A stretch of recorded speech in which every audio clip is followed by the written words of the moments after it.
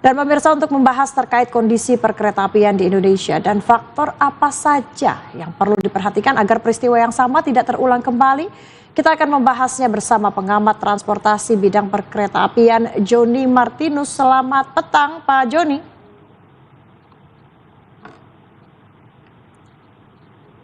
Ya Pak Joni, bisa dengar suara saya? Bisa, suaranya bisa didengar dengan baik, Mbak Cika. Gimana Baik. suara saya? Baik, Pak Joni. Bagaimana Anda melihat nih kronologi kecelakaan kereta api ini dari perspektif keselamatan perkeretaapian? Apakah ini lebih dominan faktor manusia, sistem, atau infrastruktur, Pak Joni? Ya, jadi Mbak Cika, kalau kita bicara tentang sistem perkeretaapian ya, bahwa sistem perkeretaapian ini tidak terlepas dari beberapa faktor yang mempengaruhi sistem operasionalnya. Itu mulai dari sumber daya manusia, kemudian sarana dan prasarana. Sarana itu apa? Sarana itu seperti misalnya gerbong, lokomotif, ya itu sarana, kereta itu sarana. Kemudian prasarana itu apa saja? Misalnya stasiun, jalur rel, jembatan, serta persinyalan. Nah, ketiga komponen ini harus selaras, harus saling menyatu membentuk suatu sistem. Sehingga apabila sistem ini berjalan dengan baik, maka operasional perjalanan kereta api itu bisa berlangsung dengan aman dan nyaman.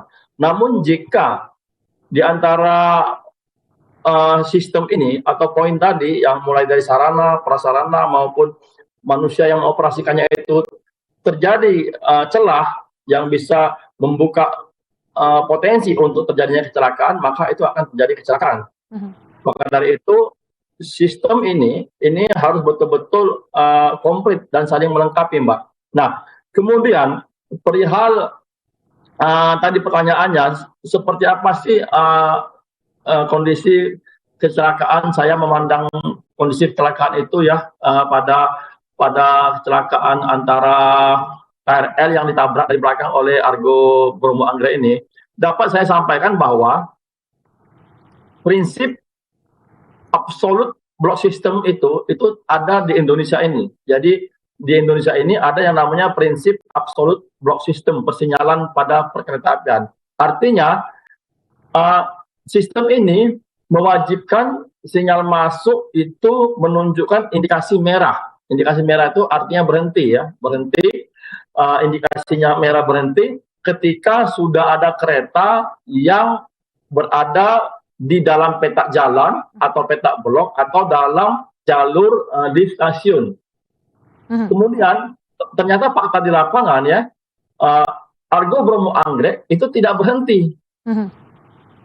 Sebaliknya Argo Bromo Anggrek malah nyelonong masuk ke jalur yang di jalur tersebut sudah ada KRL, sehingga menabrak KRL tersebut, Mbak. Nah, ini yang menurut saya perlu menjadi perhatian teman-teman KNKT dalam investigasi. Jadi faktor ini perlu diinvestigasi. Kenapa dengan sistem prinsip absolute block system ini yang harusnya indikasi merah sinyalnya dan masinis wajib berhenti itu, tetapi tidak berhenti di situ. Seperti itu, Mbak.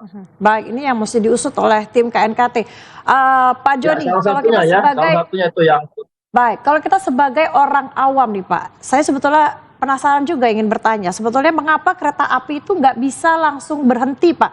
Apa yang menyebabkan rangkaian kereta api ini tidak bisa melakukan rem mendadak, Pak? Padahal mungkin terlihat ada kereta api di depannya yang mana harus berhenti, namun ini nggak bisa berhenti.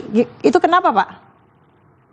Ya, jadi Mbak, kereta api itu pertama ya, sistem pengeremannya itu adalah sistem pengereman abar tekan. Artinya abar tekan itu sistem pengereman yang memungkinkan itu pengereman dilakukan dari lokomotif ya, dengan menyalurkan atau menggunakan tekanan angin dari lokomotif ke gerbong-gerbong di belakangnya. Itu ya, ini bahasanya agak teknis sedikit. Nah, kemudian kenapa tidak bisa berhenti mendadak?